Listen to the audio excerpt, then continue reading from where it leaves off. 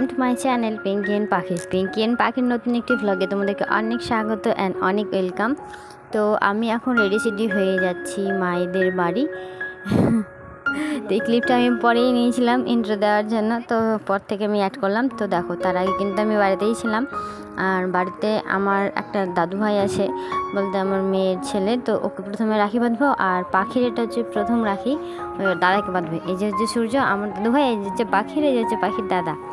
তো চলো আমরা আগে এনাদেরকে রাখি বেঁধে নিই, তারপরে কিন্তু যাব। তো আমরা তো রেডি হয়ে বসেই পড়েছি, সব কিছু থালা টালা সাজিয়ে তোমরা দেখতেই পেলে। তো একে একে এখন সবাই বেঁধে নিব। তো এই যে সূর্য, এটা হচ্ছে ওই যে মেয়েটা দেখতে পাচ্ছেন জবা, ওর ছেলে, যেটা আমার বড় জায়ের মেয়ে, তার ছেলে। কিন্তু এত দুষ্টু, ওই কিন্তু অনেকক্ষণ থেকে বলছে যে বউ বেঁধে দাও, রাখি বেঁধে দাও। তো ওইভাবে তার বাঁধা যায় না, একটু বললাম বসিয়ে আদর টাদর করে বাঁধবো। রাখি বাঁধতে চাইলো, দেখো এর আগে টিপ পড়তে চাইলাম, পড়লো না। তারপরে কিন্তু রাখিটা পরে নিল খুশি খুশি।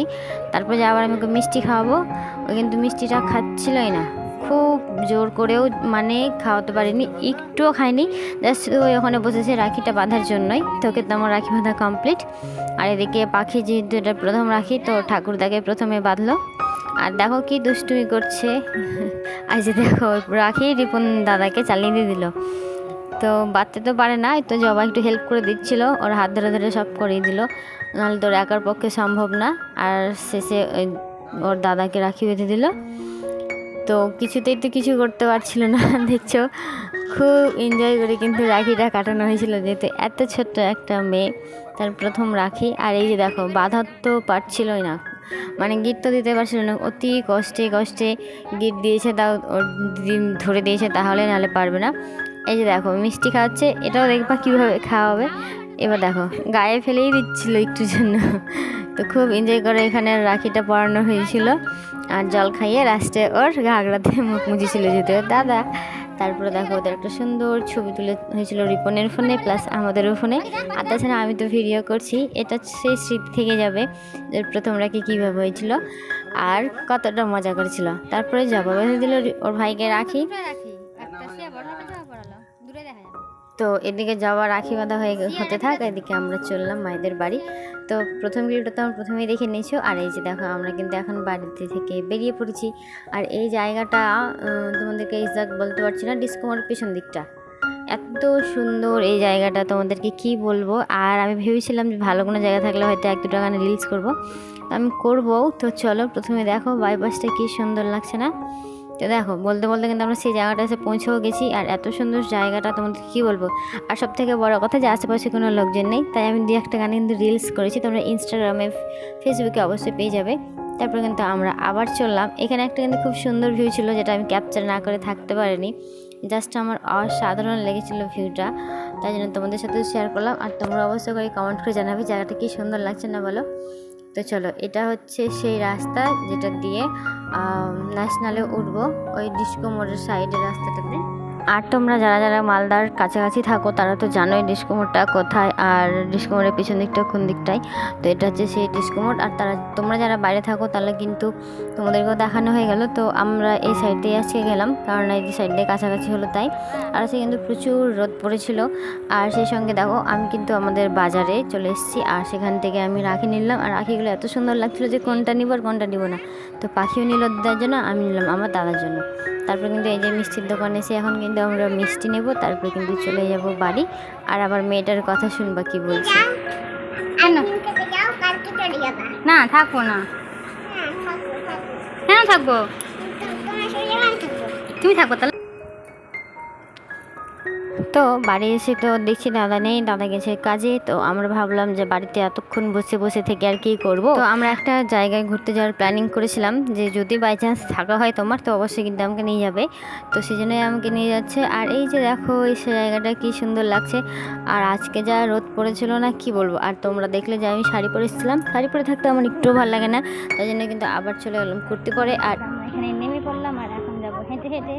এই যে আমার বাবু, যেহেতু রাস্তাটা খারাপ তাই জন্য আর গাড়িতে গেলাম না, যাইনি। তো আমরা কিন্তু এখন মহানন্দা ব্রিজ পার করে যাব টাউনে। আর এই ভিউটা জাস্ট আমার অসাম লেগেছে, তাই জন্য আমি ক্যাপচার করে নিয়েছি। আর আমরা এইখানে আসার কথাই কিন্তু প্ল্যানিং করে এসেছিলাম। তো দেখতেই পাচ্ছ আমরা চলে এসেছি রূপকথা সিনেমা হল, আর আমি দেখবো এখানে স্ত্রী 2।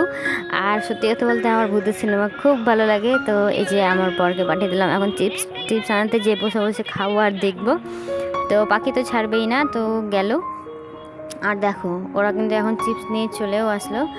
আর তোমরা তো সবাই জানো রূপকথা সিনেমা হলটা কথায়। তো আমরা ভাবলাম যে একটা স্ত্রী 2 পোস্টের সাথে ছবি তুলবো, তো ছবি তোলা হচ্ছিল না। আর এদিকে আমার মেয়ে কিন্তু চিপস কুরকুরের প্যাকেট উঠিয়ে দিল, আর দিকে আমার বরের মুখটা বাংলার 5 হয়েছিল। তো আমরা এখানে কিছুক্ষণ ওয়েট করলাম। এই যে দেখো এটা হচ্ছে দোতলায় যাওয়ার রাস্তায়, কিন্তু আমরা নিচের টিকিটটা কেটেছিলাম, যেটা 70 টাকার টিকিট ছিল, একটা ছিল 100 টাকার টিকিট। তো আমরা 70 টাকার টিকিটটাই কাটলাম। তো এখন কিন্তু আমরা সেই দিকেই যাব। দেখো আমরা কিন্তু এই জায়গাটা চলে এসেছি, ওই যে গেট দেখতে পাচ্ছ ওইটা দিয়ে কিন্তু আমরা এখন ভেতরে ঢুকবো। আর আমি কিন্তু সিনেমার কোনো ক্লিপই রেকর্ড করিনি, বলতে কি করেছি, কিন্তু এভাবে শেয়ার করাটা আমার মনে হয় না যে ঠিক হবে, কপিরাইট চলে আসতে পারে। তাই জন্য কিন্তু আমি একবার দেওয়ার পরেও আবার কিন্তু ডিলিট করে দিয়েছিলাম। আর এই দেখো আমার মেয়েটার প্রথম সিনেমা দেখতে যাওয়া, তাও আবার আমাদের সাথে, কত মন দিয়ে দেখছো দেখো। আর ভূতের সিনেমা দেখতে একদিন খুব ভয় লেগে গেছিলো, ওই জন্য কিন্তু ওকে ফোন দিয়ে দিয়েছিলাম। এদিকে আমরা সিনেমা ছিলাম, ওদিকে ফোন দেখছিলাম। আর কীভাবে হাত পা তুলে বসে আছে, আর এদিকে দেখো আমার বাচ্চাকে। আর এখন কিন্তু হাফ সিনেমা হয়ে গেছে, তারপরে কিন্তু ওই যে ব্রেকটা দেয়, কেউ যদি বাইরে বেরোতে পারবে। তো আমরা কিন্তু আর বেরোইনি, যেহেতু সব কিছু প্রথমে ঢুকেছিলাম। তারপরে ফুল সিনেমাটা দেখার পর কিন্তু আমরা এখন বেরিয়ে যাচ্ছি। আর সিনেমাটি কিন্তু আমার খুব ভালো লেগেছে। এমনিতেও আমার ভূতের সিনেমা ভালো লাগে, আর শ্রদ্ধা কাপুরকে আমার খুব ভালো লাগে।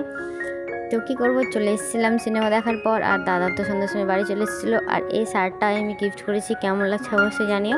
আমার সামর্থ্যে যা ছিল আমি তাই দিয়েছি। আর এদিকে আমি থালাটা রেডি করে নিয়েছি। তো চলো আমি এখন রাখিটাও পরিয়ে নিই, আর দাদাকে মিষ্টিও গায়ে দিই। আর আমার যেটা গিফট আমি সেটাও নিয়েও নিই। তো সব কিছু করলি। আর এই ভিডিওটা রেকর্ড করছিল আমার মেয়ে, যদিও খুব ভালো একটা রেকর্ড করতে পারছিল না, কারণ দাদার মুখটাই উঠছিল না ঠিকঠাক, জাস্ট কোনো মতো একটু করলাম। তারপরে যে আমার দাদা বৌদির সাথে একটা ছবি তুললাম, বলতে আমি তো তুলে নিই, তো আমি দাদার সাথে তুলেছি আর পাখির মামির সাথে।